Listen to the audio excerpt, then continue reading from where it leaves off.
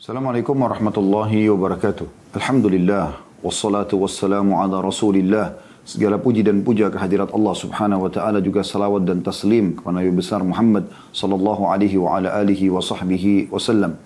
Semoga kita mengikuti acara ini live ataupun siaran ulang, dipanjangkan umurnya di atas ketaatan Allah subhanahu wa ta'ala, keimanan dan keislaman, dan meninggal di atas keislaman dan keimanan tersebut. Dan semoga yang belum mendapatkan hidayah diberikan hidayah oleh Allah subhanahu wa ta'ala. Semoga seluruh amal yang pernah kita kerjakan diterima oleh Allah subhanahu wa ta'ala, juga yang sudah kita kerjakan atau yang sedang kita kerjakan, dan juga yang akan kita kerjakan, semuanya diterima dengan pahala yang sempurna, serta semoga seluruh dosa-dosa kita dimaafkan oleh Allah subhanahu wa ta'ala, dan diganti dengan kemaluannya menjadi pahala. Dan semoga juga Allah subhanahu wa ta'ala mengangkat corona dari Indonesia secara khusus dan dari seluruh dunia secara umum, dan Allah kembalikan kehidupan normal seperti awal. Dan semoga kita bisa mengambil pelajaran dari peringatan Allah subhanahu wa ta'ala ini, sehingga kita lebih mendekatkan diri kepadanya, kepada Allah subhanahu wa ta'ala. Dan juga kita berharap agar Allah subhanahu wa ta'ala memberikan hidayah para pemimpin negara kita, agar mereka semuanya mendapatkan petunjuk.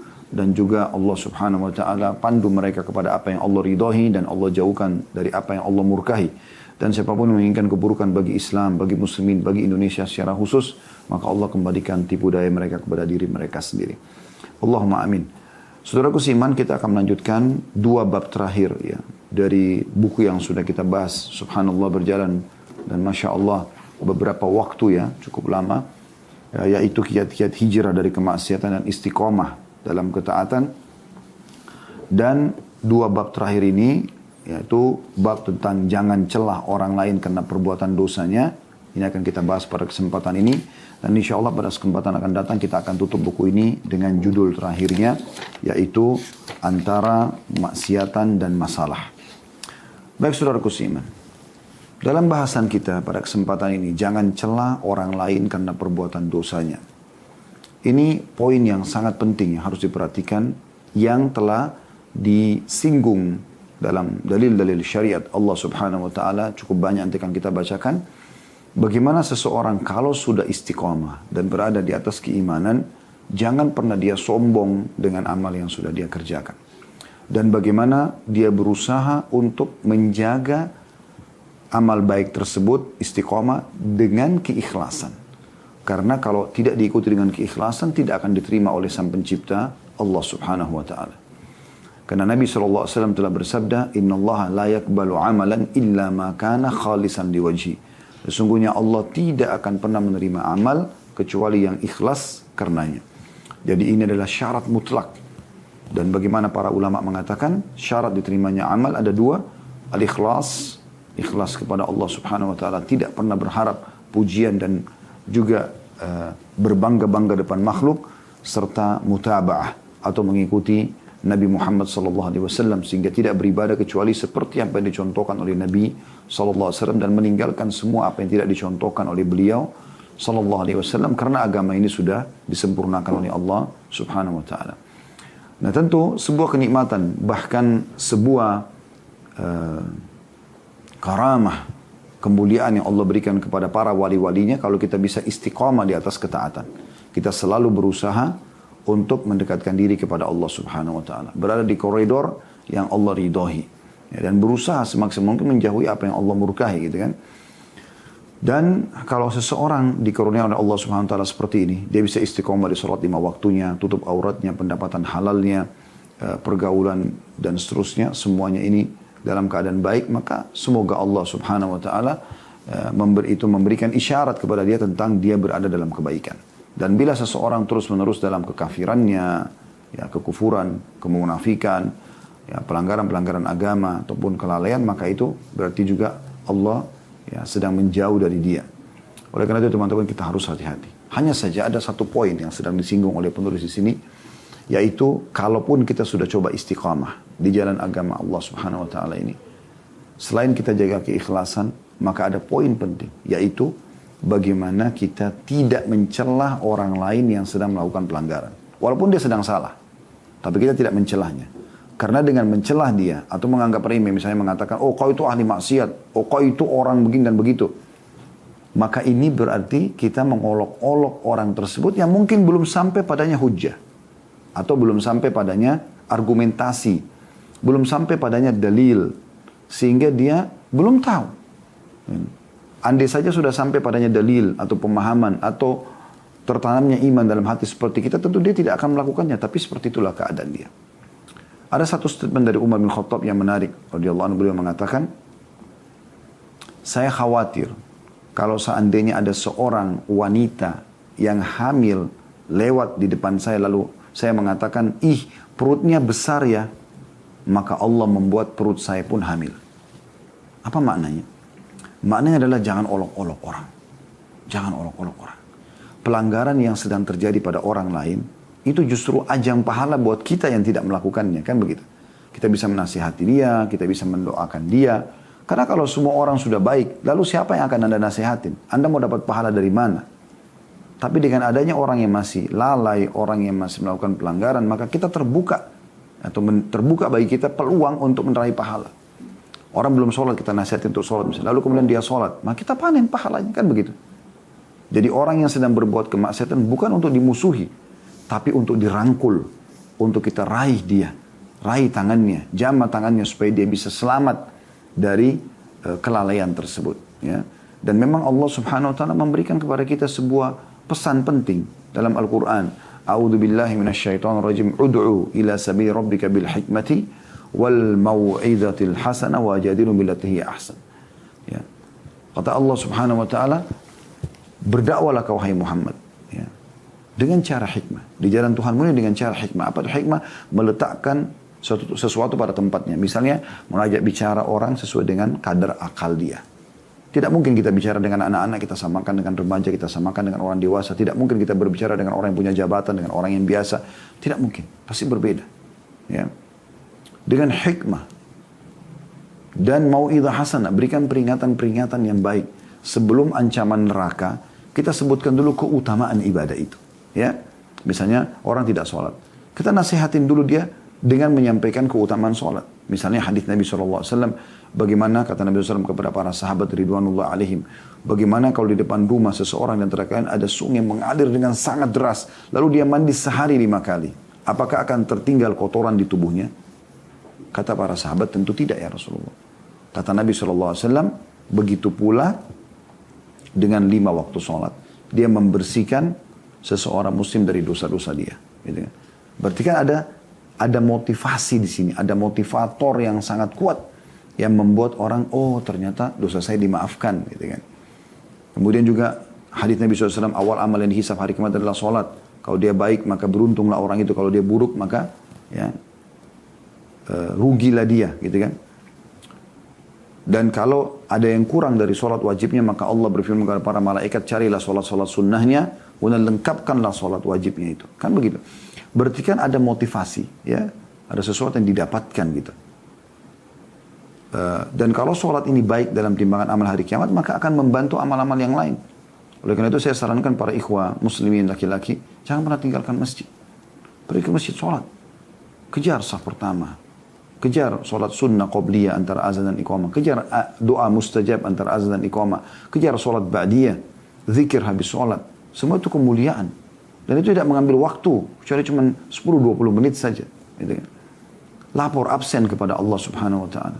Ada kesempatan orang miskin, sedekah. Bantu orang. Nasihatin orang yang salah. Gitu kan. Jenguk orang yang sakit. Berbakti dan silaturahim dengan keluarga. Dan seterusnya.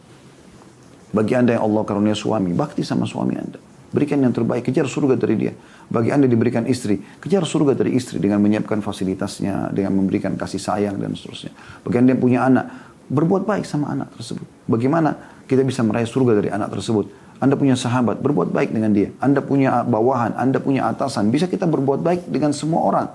Dan kita bisa meraih kalau kita niatkan karena Allah, semua itu menjadi ajang pahala yang sangat besar. Ya. Sampai dalam hadis Nabi SAW beliau bersabda, sesungguhnya amal yang termasuk amal yang paling Allah cintai adalah memasukkan kegembiraan dalam hati seorang muslim. Bagaimana kita bisa menghibur dia, membuat dia senang, berikan hadiah, hibur dia dengan nasihat-nasihat, dengan sebuah kisah yang menarik misalnya. Ya, ini adalah hal yang boleh kita lakukan selama memang dalam bab-bab yang mubah ya. Maka ini teman-teman sekalian. Oleh karena itu, kita ingin titik beratkan, jangan pernah mencelah kesalahan orang lain. Ya. Walaupun dia sudah sangat luar biasa kejahatannya. Kita boleh nasihatin dia. Tapi kita jangan mencela perbuatan. Karena jangan sampai nanti justru kembali kepada kita perbuatan tersebut. Hati-hati. Coba kita dengarkan apa yang ditulis oleh penulis. Menarik sekali. Kata penulis di sini, jangan cela orang lain karena perbuatan dosanya. Seorang muslim mencintai Allah yang maha mulia dan maha tinggi dan seluruh amal yang dicintai olehnya. Jadi kita mencintai Allah dan mencintai semua amal yang Allah perintahkan. Misalnya sholat, misalnya sedekah, misalnya puasa, misalnya ibadah-ibadah seluruhnya. Serta dia membenci kemaksiatan kepada Allah dan orang yang melakukannya. Ya. Dan di sini kalau kita benci orang yang bermaksiat, kita benci perbuatannya, bukan fisiknya ya. Dia memiliki perasaan yang halus dan jiwa yang pencemburu, tidak pencemburu terhadap pelanggaran agama maksudnya. Bukan cemburu buta ya. Karena banyak orang salah paham dengan cemburu. Dianggap dalam rumah tangga boleh orang cemburu buta. Terserah, pokoknya saya cemburu saja. Enggak, bukan. Kalau terjadi pelanggaran, dikhawatirkan terjadi pelanggaran agama atau terjadi pelanggaran, baru kita tunjukkan kecemburuan tersebut. Kemudian tidak bersikap toleran kepada orang yang berani melanggar larangan-larangan Allah Subhanahu wa taala. Artinya jangan toleransi dengan orang yang terus mengajak ya ataupun menjadi penyebab ya atau menyiapkan fasilitas kemaksiatan. Sebab cinta karena Allah dan benci karenanya adalah tali iman yang paling kokoh. Ya. Jadi iman itu tetap selalu ada dengan cara begini. Mencintai apa yang Allah perintahkan dan juga membenci apa yang Allah benci. Barang siapa kehilangan hal itu, hendaknya dia mengintrospeksi dirinya dan memeriksa keimanannya. Tetapi ada kalanya dia berlebihan dalam hal itu. Yang semestinya dia cukup membenci kemaksiatan dan pelakunya. Dia malah mencelahnya dan bersikap congkak kepadanya. Nah, ini yang di garis bawah. Ini jadi inti bahasan kita di sini. Jadi kita boleh membenci satu perbuatan kemaksiatan, tapi jangan mencelah pelakunya. Pencuri salah dengan perbuatan. Kita nasihatin, kita doakan supaya dapat hidayah. Tapi bukan kita celah, kita mengatakan, oh kamu itu pencuri. Seakan-akan dia tidak akan melakukannya. Tidak, jangan. Perhatikan kata penulis menarik di sini. Saya ulangi ya. Tetapi ada kalanya dia berlebihan, maksudnya orang yang membenci kemaksiatan ini. Dalam hal itu, yang semestinya dia cukup membenci kemaksiatan dan pelakunya saja. Tapi dia malah mencela dan bersikap congkak kepadanya, sombong. Dalam hadis yang diriwayatkan juga Jundab bin Abdullah radhiyallahu anhu, anna Rasulullah SAW haddatha anna rajulan qala wallahi la yaghfirullahu li fulan wa inna Allah ta'ala qala man dhal ladhi yata'alla alayya alla akfira li fulan fa inni qad ghafartu lahu wa ahbattu amalaka au kama qala. Artinya Rasulullah SAW bercerita bahwasanya seseorang berkata, demi Allah, Allah tidak akan mengampuni si fulan. Lalu Allah Ta'ala, Allah yang Maha Tinggi berfirman, siapa yang berani bersumpah atas namaku bahwa aku tidak akan mengampuni si fulan. Sesungguhnya aku telah mengampuninya dan aku telah menghapus amalmu. Atau sebagaimana yang beliau SAW sabdakan. Kalau hadis ini hadis sahih riwayat Imam Muslim nomor 2621. Sebenarnya hadis yang tadi kita bacakan itu juga sejalan dengan hadis ini ya. Tapi ini hadis yang sahih. Kita masuk ke makna hadis ini. Jadi kalau ada orang misalnya melihat orang berbuat maksiat, kemudian dia mengatakan sepertinya dari dosa yang dilakukan itu Allah tidak akan ampuni dia. Atau dia pernah nasihatin orang lain, tapi orang itu masih belum bisa menerima nasihatnya. Kemudian dia mengatakan Allah tidak akan ampuni dosamu. Atau kau akan masuk ke dalam neraka. Maka ini sudah cukup teman-teman, dia kena ancaman hadis ini. Apa kata Nabi SAW? Ya, pada saat ada seseorang yang mengatakan Allah tidak akan mengampuni si fulan karena dia merasa dia sudah nasihatin, dia merasa dia melihat orang itu terlalu banyak dosa yang dilakukan dan sering diulangin misalnya, maka dia langsung memvonis pada orang itu masih hidup ya, kalau ini tidak akan pernah diampuni oleh Allah. Maka Allah pun akan menjawab sambil mengatakan kepada dia, siapa orang ini berani-beraninya mendahuluiku ya, maksudnya Allah saja masih bisa mengampuni dia kan. Bisa saja orang berbuat salah tapi di akhir hidupnya taubat kepada Allah SWT. Gitu kan? Maka Allah akan mengatakan kepada dia, sesungguhnya aku telah maafkan orang yang sedang diolok-olok itu dan aku telah hancurkan amalmu. Ini ancaman yang sangat berat. Hanya karena sebenarnya awal niatnya baik. Dia merasa orang ini kok buat maksiat sih. Tapi dia bukan cuma sekedar menasihatin dan membenci perbuatannya. Tapi dia mencelah orang itu. Nah ini pencelaan ini yang jadi masalah. Ya. Dan ini berbahaya, bisa mengundang Allah menghancurkan amal seseorang itu. Dan justru memaafkan orang yang sedang dianggap tidak akan diampuni oleh Allah Subhanahu wa ta'ala. Ini hadis yang sahih. Kemudian hadis selanjutnya berdasarkan riwayat Abu Hurairah radhiyallahu anhu juga bahwasanya Nabi SAW bersabda, "Kana fi Bani Israil rajulani mutawakhiyani فكان أحدهما يذنب والآخر مجتهد في العبادة فكان لا يزال المجتهد يرى الآخر على الذنب فيقول أقصر ووجده يوما على ذنب فقال له أقصر فقال خليني وربي أبؤست علي ركيبا فقال والله لا يغفر الله لك أو لا يدخلك الله الجنة فقبض أرواحهما فاجتمعا عند رب العالمين فقال لهذا المجتهد أكنت بي عالما أو كنت على ما في يدي قادرا وقال للمذنب اذهب فادخل الجنة برحمتي وقال للآخر اذهبوا به إلى النار قال أبو هريرة والذي نفسي بيدي لتكلم بكلمة أو بقت دنياه وآخرته. Hadits ini kita sebutkan dulu perawinya ya. Diriwayatkan Imam Ahmad jilid 2 halaman 322 dan 363 dan Abu Daud nomor 4901. Terjemahannya, kata Nabi SAW pernah ada di kalangan Bani Israel. Dan Bani Israel adalah turunan Nabi Yakub ya, yang sudah kita tahu. Israel nama lain Nabi Yakub alaihissalam. Kata Nabi SAW pernah di kalangan keturunan Bani Israel ada dua orang laki-laki saling bersaudara. Maksudnya ya, adik kakak. Salah satunya sering melakukan dosa sedangkan yang lainnya giat beribadah. Laki-laki yang giat beribadah selalu melihat yang lainnya berada di atas dosa. Maka dia berkata, hentikan perbuatan dosamu. Lalu pada suatu hari dia melihatnya melakukan satu dosa. Dia mengatakan lagi, hentikan. Maka orang yang sedang dinasihati mengatakan, biarkanlah aku bersama Tuhanku. Apakah kau diutus untuk mengawasi aku? Maka orang yang sedang menasihati tadi mengatakan, demi Allah, Allah tidak akan mengampunimu. Nah ini vonisnya ini jadi masalah. Dia langsung mengatakan demi Allah, dia bersumpah Allah tidak akan mengampunimu. Karena dia tadi menasihatin orang yang tidak mau dengar gitu ya. Tugas kita cuma menyampaikan, bukan memvonis. Atau dia tidak akan memasukkan kamu ke dalam surga. Ya. Ini bisa dua riwayat ya. Kemudian Allah mematikan atau mewafatkan keduanya sehingga keduanya berkumpul di sisi Tuhan alam semesta. Lalu Allah bertanya kepada laki-laki yang giat beribadah tersebut, apakah kamu mengetahui tentangku? Ataukah kamu berkuasa atas apa yang ada pada tanganku? Tanda tanya dua-duanya. Allah berkata kepada orang yang berdosa itu, masuklah ke surga berkat rahmatku. Lalu dia berkata kepada para malaikat, untuk yang satu lagi yang menasihatin dan memvonis tadi, bawalah dia ke dalam neraka.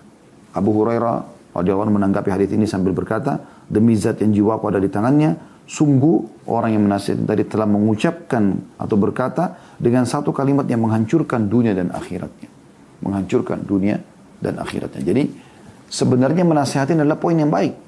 Kita kan menasihatin karena memang kata Nabi SAW, ad-dinun nasihat. Agama ini isinya semua nasihat.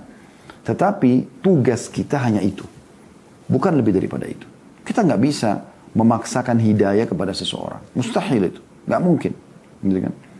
Dia tidak mau ikut, ya sudah terserah dia. Tapi kita tidak boleh memvonisnya. Mengatakan, kau akan masuk neraka. Kau akan dibenci oleh Allah. Demi Allah kau tidak akan diampuni. Ini semua tidak boleh. Ini sudah cukup untuk merusak teman-teman sekalian seluruh amal kita. Wa'naudzubillah. Oleh karena itu sekali lagi saya bahasakan seperti tadi awal pembukaan kita. Bagaimana kita menjadikan orang yang sedang melakukan pelanggaran depan mata kita. Justru ajang pahala buat kita. Minimal dengan mendoakan kita dapat pahala. Ya. Begitu juga dengan kita nasihatin kita dapat pahala. Dan apabila dia Allah berikan hidayah karena nasihat dan doa kita, maka apapun amal yang dikerjakan setelahnya kita akan panen pahalanya. Kan begitu. Jadi bukan tugas kita memvonis. Ya. Ini penting sekali. Tidak boleh sama sekali memvonis gitu. Ya. Dan ini teman-teman pelajaran penting yang semua beberapa lembar dari buku ini yang akan kita baca ke depannya membahas tentang poin ini saja. Jangan pernah memvonis ahli maksiat yang belum meninggal bahwasanya dia tidak akan diampuni oleh Allah. Beda kalau dia sudah meninggal. Kalau dia sudah meninggal dan jelas dalam keadaan kafir seperti Fir'aun, Haman, ya, Qarun, Namrud yang sudah meninggal dalam keadaan kufur, Abu Lahab, Abu Jahal, lalu kita mengatakan mereka di neraka, maka itu memang sesuai dengan syariat Allah Subhanahu wa taala. Tapi selama dia masih hidup nggak boleh. Termasuk juga kalau ada muslim yang meninggal bermaksiat, tidak boleh kita langsung vonis dia akan masuk neraka. Karena dalam pemahaman ahli sunnah wal jamaah dia adalah tahta masyiatillah. Di bawah naungan Allah. Dalam sebuah hadis kata Nabi SAW, insya'a ghafara lahu wa insya'a adzabah. Kalau Allah mau Allah ampuni, kalau Allah mau Allah siksa. Jadi pelaku dosa besar pun itu masih di bawah masyiatillah. Di bawah naungan Allah subhanahu wa ta'ala. Terserah Allah. Sesuai dengan hadis ini juga. Allah bisa maafkan. Itu hak kausalitasnya Allah. Nggak bisa kita masuk ke situ. Makanya Nabi SAW sempat sedih pada saat meninggal pamannya Abu Talib. Yang sangat dia cintai karena membela dakwah selama hidupnya. Jadi pada saat mau meninggal, Nabi SAW datang ke dekat kakinya lalu mengatakan, wahai pamanku, Qul la ilaha illallah, uhajju bika indallah yaumil qiyamah. Ucapkan la ilaha illallah, aku akan bantu kamu, selamatkan kamu dengan itu pada hari kiamat nanti di depan Allah. Tapi ada Abu Jahal, ada Umayyah bin Khalaf, ada beberapa tokoh-tokoh Quraisy yang datang di atas kepalanya sambil mengatakan, wahai Abu Talib, kalau kau ucapkan kami akan membencimu selamanya. Maka dia pun mengucapkan kalimat terakhir, pilihan dia sendiri. Dia mengatakan, saya tidak bisa ya berselisih dengan kaum saya. Artinya, saya tidak bisa mengucapkan kalimat itu. Maka dia pun meninggal dalam keadaan tersebut. Lalu Nabi SAW sedih sekali. Kenapa dia harus dengarkan seperti Abu Lahab dan teman-temannya ini? Atau Abu Jahal, maaf, dengan teman-temannya. Maka pada saat itu Allah SWT turunkan firman yang masyhur. A'udzubillahi minasyaitonirrajim, innaka la tahdi man ahbabt, walakin Allah yahdi man yasha. Kau tidak bisa memberikan petunjuk siapa yang kau cintai Muhammad, tapi Allah memberikan petunjuk siapa yang dia cintai. Ya. Jadi bukan tugas kita memaksakan orang, tapi tugas kita menasihati. Nabi Nuh alaihissalam, Nabi Lut alaihissalam, istri mereka berdua. Allah mengatakan, kanata tahta abdaini, kanata tahta abdaini min ibadina. Atau makna ayatnya, saya khawatir keliru. Subhanallah, tiba-tiba saya terlupa bunyi ayatnya. Mereka berdua dibawa dua hamba kami yang saleh.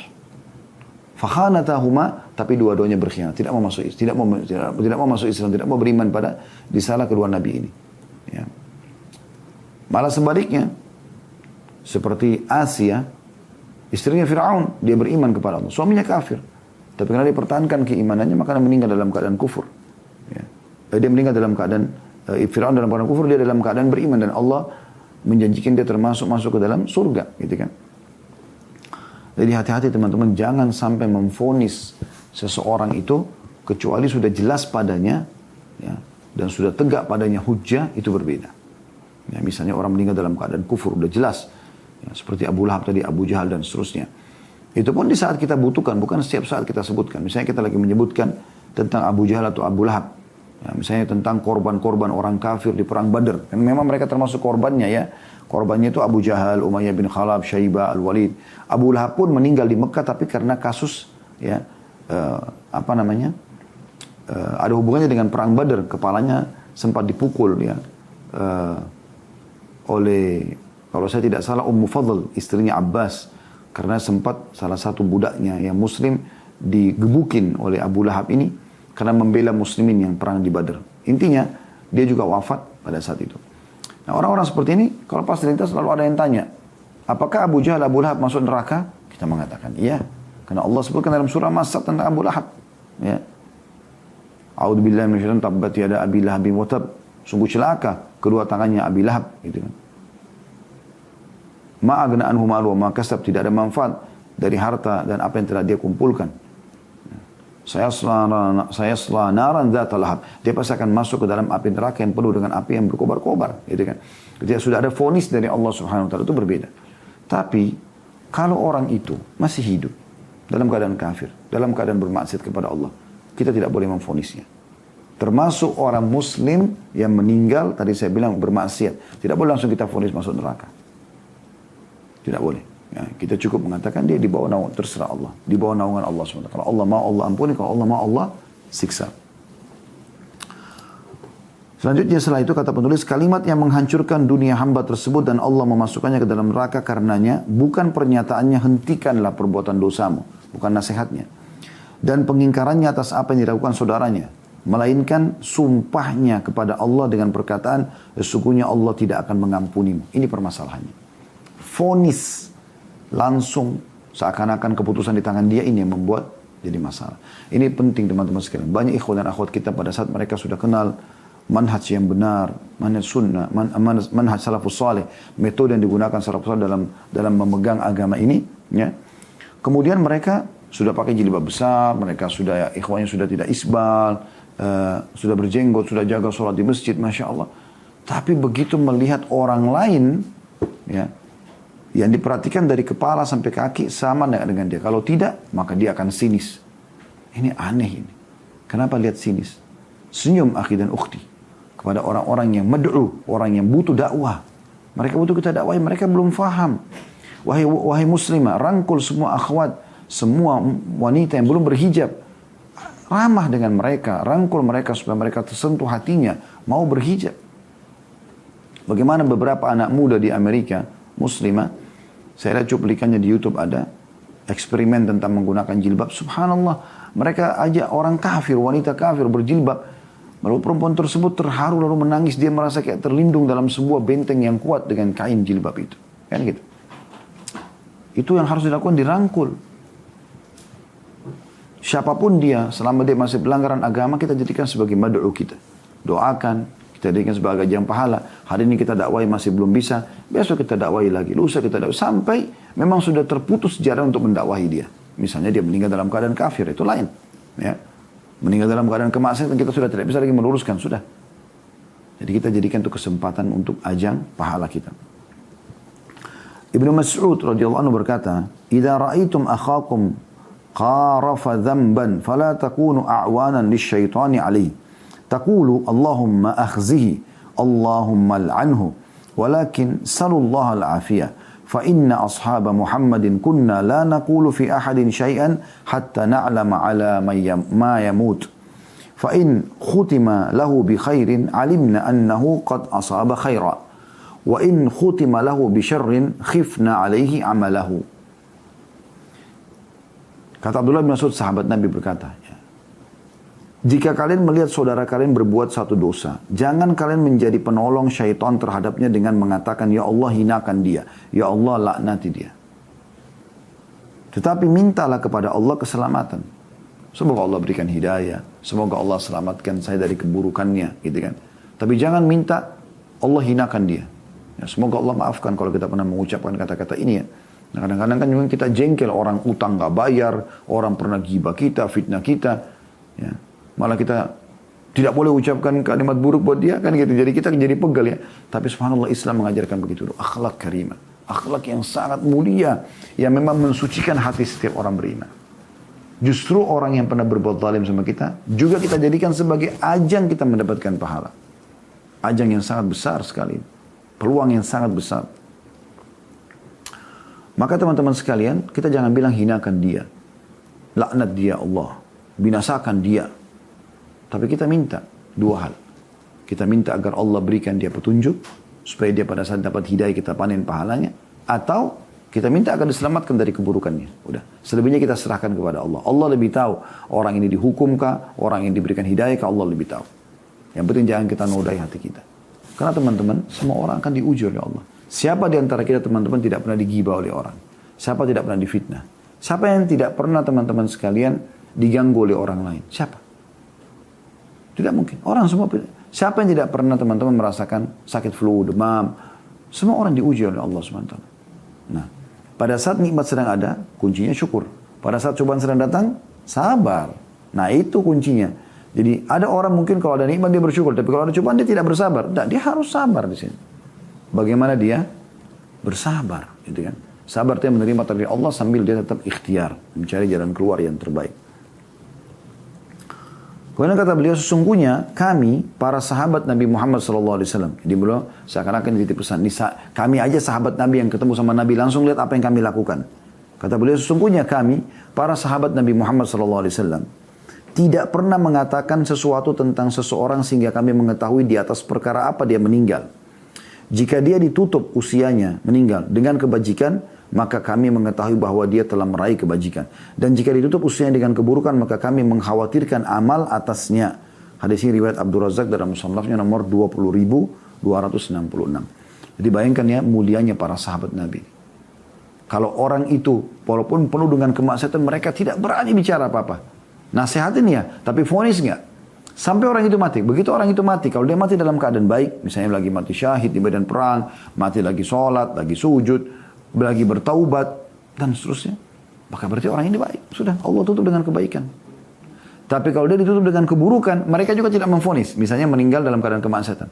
Mereka cuma mengatakan, kami khawatirkan amal-amal dia, perbuatan itu akan mendatangkan hukuman Allah. Tapi mereka tidak vonis. Oh, ini masuk neraka, nggak divonis. Ya. Kecuali orang tadi saya katakan jelas meninggal dalam keadaan kufur yang memang dalam agama Islam dipandang akan masuk neraka. Itu pun kalau ada maslahat kita berbicara. Tadi contoh kita bicara tentang Fir'aun, tentang orang-orang yang memang Allah sudah sebutkan. Tapi kalau orang umumnya tidak usah kita sebutkan. Tidak perlu kita sampaikan, tidak perlu kita bahas gitu. Ya, sudahlah, dia berlalu dengan masanya dia, sudah antara dia sama Tuhannya. Ini nasihat yang luar biasa teman-teman dari Abdullah bin Mas'ud radhiyallahu anhu. Ini perlu buat diri saya terutama dan buat teman-teman sekalian. Perlu kita jadikan sebagai pegangan hidup kita.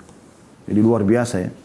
Saya ulangi lagi, kata beliau, jika kalian melihat saudara kalian berbuat satu dosa, maka jangan kalian menjadi penolong syaitan terhadapnya dengan mengatakan. Jadi jangan, karena syaitan memang mau mencelakakan dia agar masuk neraka bersama syaitan, jangan tolong syaitan untuk itu. Jangan bilang, ya Allah hinakan dia, ya Allah hancurkan dia. Ya Allah laknat dia. Tapi mintalah kepada Allah keselamatan. Supaya Allah selamatkan dia, atau kita minta agar kita diselamatkan dari keburukan dia. Sisanya, biar Allah yang mengambil keputusan, bukan kita gitu. Sesungguhnya kami para sahabat Nabi Muhammad SAW tidak pernah mengatakan sesuatu tentang seseorang sehingga kami mengetahui di atas perkara apa dia meninggal dunia. Jika dia ditutup usianya dengan kebajikan, maka kami mengetahui bahwa dia termasuk telah meraih kebajikan. Dan jika dia ditutup usianya dengan keburukan, maka kami mengkhawatirkan amal atasnya. Jadi bukan langsung divonis di neraka. Walaupun meninggal dalam keadaan kemaksiatan. Gitu. Seperti itu mereka mengambil ya, langkah teman-teman sekalian. Ini pelajaran yang sangat baik dari para kaum salafus salih. Kemudian dalam riwayat lain juga diangkat oleh penulis, marra Abu Darda'i ala rajulin qad asaba dhanban fakanu yasubbunahu. Faqala ra'aitum law wajadtumuhu fi qalibin alam takunu mustakhrijihi? Qalu bala. Qala fala tasubbu akhakum واحمدوا الله الذي عافاكم قالوا أفلا تبغضه maaf saya ulangi أفلا تبغضه قال إنما أبغض عمله فإذا تركه فهو أخي قال وقال أبو الدرداء ادعوا الله في يوم سرائك لعله أن يستجيب في يوم ضرائك. Artinya, Abu Darda pernah melewati seseorang yang telah melakukan suatu dosa. Maka orang-orang memakinya. Wah, ini pelaku maksiat dan segala macam. Lalu Abu Darda bertanya, apakah pendapat kalian? Ya, sekiranya kalian mendapatnya dalam sumur, jatuh. Bukankah kalian akan mengeluarkannya? Kalau seandainya orang yang kalian sedang caci maki nih, lagi jatuh, tidak buat dosa, tapi lagi jatuh di sumur. Apa yang kalian lakukan? Kalian akan keluarkan tidak? Bantu atau biarkan dia tenggelam? Mereka menjawab, benar, kami akan bantu dia keluar. Maka kata Abu Darda, karena itu, janganlah kalian memaki saudara kalian, dan pujilah Allah yang telah menyelamatkan kalian. Ya. Kalau gitu, selamatkan dia. Dan puji Allah, alhamdulillah, kita tidak terjerumus dalam perbuatan yang sama. Begitu. Mereka bertanya, apakah anda tidak membencinya? Maka dia menjawab, aku hanya membenci amal perbuatannya. Bukan fisiknya. Dosa yang sedang dilakukan itu yang kita benci. Gitu kan. Jika dia meninggalkannya, maka dia adalah saudaraku. Abu Darda radhiyallahu mengatakan, berdoalah kepada Allah pada saat kamu bergembira, semoga dia mengabulkanmu pada saat kamu sedang menderita. Artinya, justru sekarang saatnya kalian lagi selamat dari segala dosa, berdoa agar Allah selamatkan, supaya jangan terjerumus dalam kesalahan. Hadis ini diriwayatkan oleh Abdul Razak sama dalam musannafnya, di nomor 20.267, dan diriwayatkan juga oleh Abu Nuaim dari jalur Abdul Razak, jadi 1 halaman 225. Ini nasihat yang luar biasa teman-teman. Perhatikan Abu Darda, saya ulangi sekali lagi. Bagaimana beliau mengatakan, atau Abu Darda pernah melewati seseorang yang telah melakukan satu dosa, maka orang-orang memakinya. Lalu Abu Darda berkata, apa pendapat kalian sekiranya kalian mendapatinya dalam sumur? Bukankah kalian akan mengeluarkannya? Mereka menjawab benar. Lalu dia mengatakan, karena itu janganlah kalian memaki saudara kalian, dan pujilah Allah yang telah menyelamatkan kalian. Mereka bertanya, apakah anda tidak membencinya? Lalu kata Abu Darda radhiyallahu anhu, aku hanya membenci amal perbuatannya. Jika dia meninggalkannya, maka dia adalah saudaraku. Lalu Abu Darda mengatakan, berdoalah kepada Allah pada saat kamu lagi gembira, maksudnya lagi sehat, lagi tidak bermaksiat, Semoga dia mengabulkan pada saat kamu sedang menderita. Baik teman-teman sekalian, kita kembali lagi melanjutkan bahasan kita. Jangan cela orang yang berbuat dosa di hadapan Anda, tapi nasihatin dia dan doakan. Serta bagaimana nasihat Abdullah bin Mas'ud dan Abu Darda radhiyallahu anhu tadi sangat luar biasa. Nasihat ini perlu selalu kita ulang-ulangin teman-teman sekalian. Jadi yang kita benci adalah perbuatan kesalahan orang. Karena itu melanggar hukum Allah, maka kita sedang mengobati dan memperbaiki kesalahan tersebut. Agar memang kita bisa meraih pahala dan dia juga mendapatkan keselamatan. Seperti itu. Dan jangan pernah memvonis, apalagi mengolok-olok orang yang sedang melakukan kesalahan. Dan merasa diri bahwasanya lebih hebat, lebih pintar. Sombong dengan ilmu, sombong dengan ibadah. Ya. Menganggap remeh orang lain. Bisa saja orang itu satu waktu Allah balik keadaannya jauh lebih mulia daripada Anda, jauh lebih berilmu daripada Anda, jauh lebih beribadah kepada Anda, jauh lebih khusyuk daripada Anda, jauh lebih banyak sedekahnya daripada Anda, jauh dan segala macam. Karena memang Allah subhanahu wa ta'ala qadir, Allah mampu melakukan itu semuanya. Kita lanjutkan teman-teman sekalian setelah riwayat Abu Darda radhiyallahu anhu tadi. Kata penulis, dengan demikian maka apa yang dilakukan oleh sebagian pemuda, yaitu mengkritik seseorang bahwa dia terjerumus dalam kemaksiatan dan melakukan ini dan itu. Tidak bisa dipastikan bahwa itu adalah kecemburuan yang terpuji, bahkan bisa merupakan bentuk celaan. Artinya, bisa saja ada orang, oh, kamu gak boleh buat ini, kamu gak boleh buat itu. Itu nasihat. Itu bisa saja karena kecemburuan. Tapi kita lihat endingnya, terakhirnya seperti apa. Mungkin, ternyata terakhir dia mengatakan, kayaknya kau tidak akan diampuni. Kayaknya kamu akan masuk neraka. Nah ini kayaknya kau tidak akan masuk surga. Ini yang jadi masalah ini. Ini sudah cukup untuk menghancurkan seluruh amal si pemberi nasihat tadi. Sebagaimana riwayat sudah kita bacakan. Ini bahaya sekali. Jadi tugas kita hanya menyampaikan nasihat. Hidayah di tangan Allah. Kita nggak bisa buat apa-apa. Seperti saya sekarang ceramah. Saya cuma bisa menyampaikan kepada Bapak Ibu sekalian. Bapak Ibu ikutin, tidak ikutin itu adalah hak Anda. Dan itu juga kuasa Allah bagaimana menanamkan dalam hati Anda supaya Anda ikut. Tinggal bagaimana saya mengontrol keikhlasan supaya bisa sampai kepada Anda dengan niat ini supaya jadi pahala. Anda pun ikhlas dalam menerimanya, maka kita akan dapat manfaat. Yang paling utama kata penulis, bagi seorang muslim ialah sibuk dengan dirinya sendiri dan takut terhadap dosa-dosanya. Bukan berarti membengkalikan kemungkaran ya. Kalau ada kemungkaran dia nasihatin, dia luruskan. Ya, kata Nabi SAW, man ra'a minkum munkaran falyughayyirhu bihi, siapa yang lihat kemungkaran dia harus ubah dengan tangannya, powernya, kekuatannya. Fa in lam yastati' fa bilisani, kalau tidak mampu dengan lisannya, fa in lam yastati' fa biqalbi, kalau tidak mampu maka dengan hatinya. Wa dzalika adhaful iman, dan itu selama-lama iman, gitu kan. Tetapi di sini kita lebih banyak menyelamatkan diri kita. Lihat diri kita teman-teman. Amal yang sudah kita kerjakan semoga saja Allah Subhanahu wa taala terima, gitu kan. Dan apa yang sedang menimpa orang tidak menimpa diri kita. Kita bersyukur kepada Allah subhanahu wa ta'ala. Dan semoga Allah juga memberikan dia hidayah. Dia merasa bahwa kewajibannya terhadap sesuatu atau terhadap kesalahan saudaranya adalah sebatas memberi nasihat, menutupi kesalahannya, mendoakan dan memohon keselamatan kepada Allah. Itu saja tugasnya. Saya ulangi lagi. Jadi bagaimana yang disebutkan oleh beliau ini sangat luar biasa ya. Yang paling utama bagi seorang muslim ialah sibuk dengan dirinya sendiri dan takut terhadap dosa-dosanya. Dia sendiri banyak dosanya.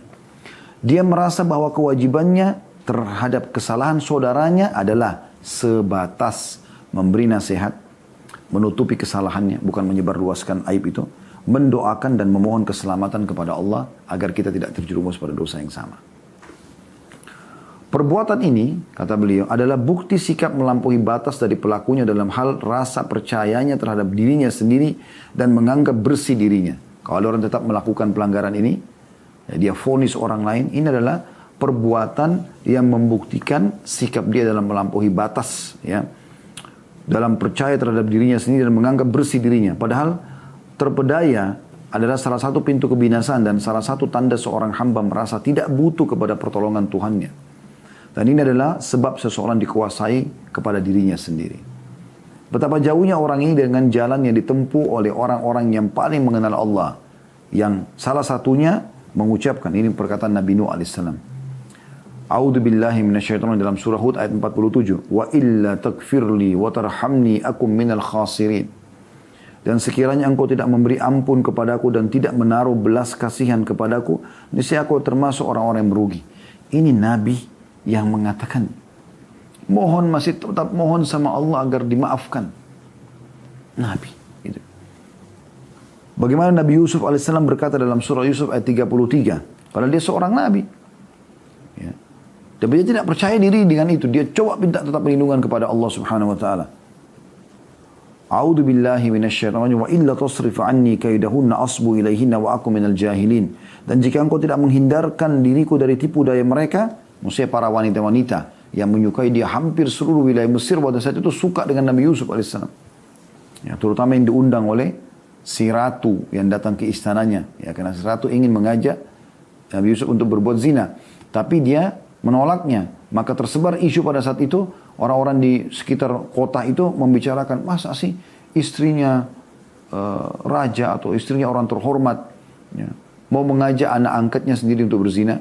Maka diundanglah oleh si ratu tadi ini semua wanita-wanita tersebut sebanyak mungkin, lalu disiapkan ya, makanan dengan pisau yang tajam. Kemudian setelah mereka kumpul semua dalam surah Yusuf digambarkan, maka si ratu ini mengatakan ukhruj ilaihin, keluar di depan mereka. Maka pada saat Yusuf keluar, maka para wanita ini kabarna, ya, mereka bertakbir kepada Allah, mereka kagum melihat ini. Ya, mereka menganggap ini seperti malaikat, ya, sampai saking tampannya Nabi Yusuf alaihissalam sampai mereka memotong jari mereka dengan pisau, mereka tidak sadar. Faqatta'na aydiyahun. Tidak mungkin ada orang laki-laki setampan apapun sekarang kemudian dia lewat lalu ada perempuan potong tangannya tanpa sadar, itu nggak mungkin gitu. Tapi ini subhanallah terjadi. Lalu kemudian mereka semua pada berlumba-lumba ingin menggoda Yusuf alaihissalam. Maka Nabi Yusuf memohon kepada Allah. Dia tidak percaya diri. Dia tidak mengatakan, oh saya pasti mampu. Enggak. Dia bilang, jika engkau ya Allah tidak menghindarkan diriku dari tipu daya mereka. Semua wanita ini mau sama dia.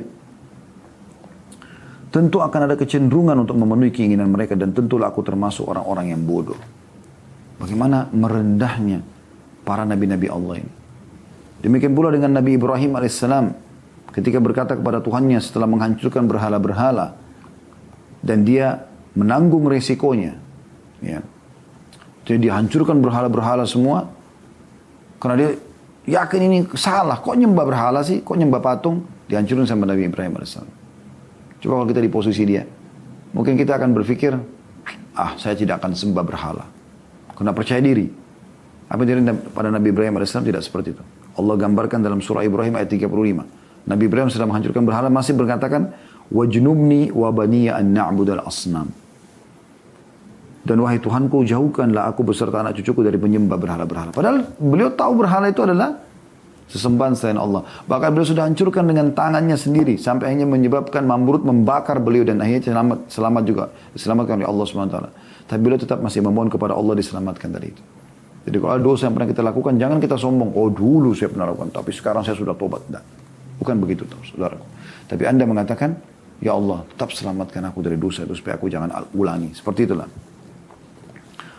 Begitu pula dengan Nabi Muhammad SAW. Di antara doa beliau adalah, Allahumma rahmataka arju fala takinni ila nafsi tarfata'in wa aslih li sya'ni kullahu la ilaha illa anta. Ya Allah, rahmatmu lah yang aku harapkan. Karena itu janganlah engkau kuasakan aku kepada diriku sekejap pun. Jangan sampai aku ikuti diriku. Karena kalau diriku ini bisa salah. Maka perbaikilah keadaanku seluruhnya. Tiada Tuhan yang berhak disembah kecuali engkau. Hadits ini diriwayatkan Ahmad jilid 5 halaman 42 dan Abu Daud nomor 5090. Bayangkan bagaimana Nabi Muhammad SAW masih minta perlindungan kepada Allah. Padahal beliau seorang Nabi. Dan otomatis dipandu oleh Allah SWT. Tapi beliau tetap mengatakan, ya Allah, aslih li sya'ni kullah. Perbaiki semua keadaanku. Wala takilni ila nafsi tarfata'in. Dan jangan sampai aku mengambil keputusan sekejap pun. Biarkan Allah yang ambil keputusan.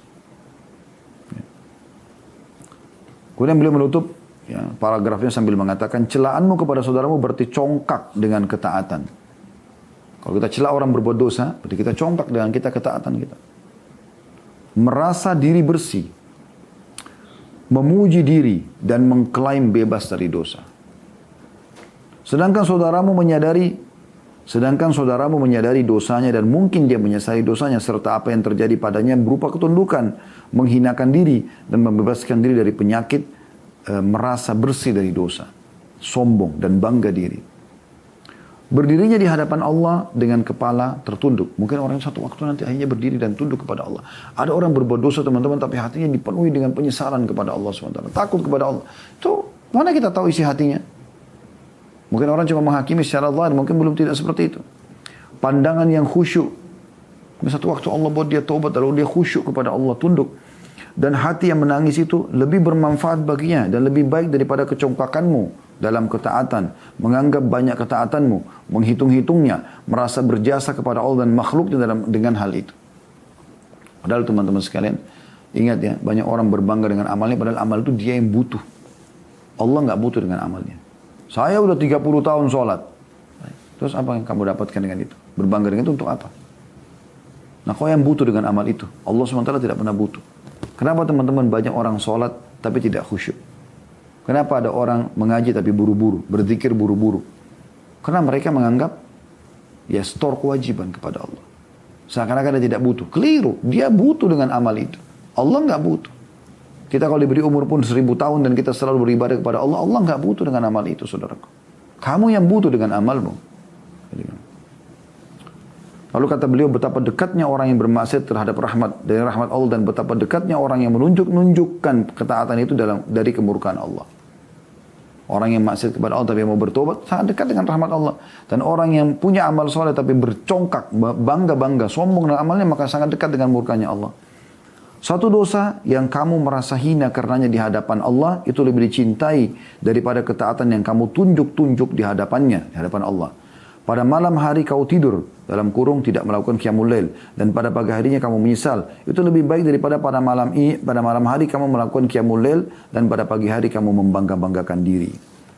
Ya, ini dinukil dari statement Ibnu Qayyim rahimahullah dalam kitab Madarijus Salikin, jadi 1 halaman 197. Dan kita akan insya Allah masuk pertemuan akan datang di bab terakhir antara kemaksiatan dan masalah sebagai penutup dalam buku ini insya Allah. Maka saya ingin tutup dengan kisah yang pernah kami sampaikan tapi kami ingatkan kembali. Kisah tentang Sultan Murad, ya, salah satu sultan di Uthmaniyah dulu. Dinukil kisahnya. Ini ayahnya Sultan Muhammad Fatih. Dia termasuk orang yang suka keliling di tengah-tengah masyarakatnya untuk mencari tahu apakah ada informasi yang dia butuh perbaikin dari keputusan-keputusan dia misalnya. Atau ada masyarakat yang butuh bantuan tapi dia tidak jangkau, tidak sampai ke istananya. Maka dia sering keluar dengan menggunakan baju biasa di malam hari. Satu hari dia keluar sama sekretarisnya, kemudian dia pergi ya. Keluar dengan baju biasa, orang tidak mengenal dia. Kemudian dia jalan sampai di tengah-tengah jalan kota Istanbul, sampai dia melihat ada satu orang memegang botol khamr 2, minuman keras, kemudian terpeleset di depan Sultan ya, Murad ini, kemudian mati.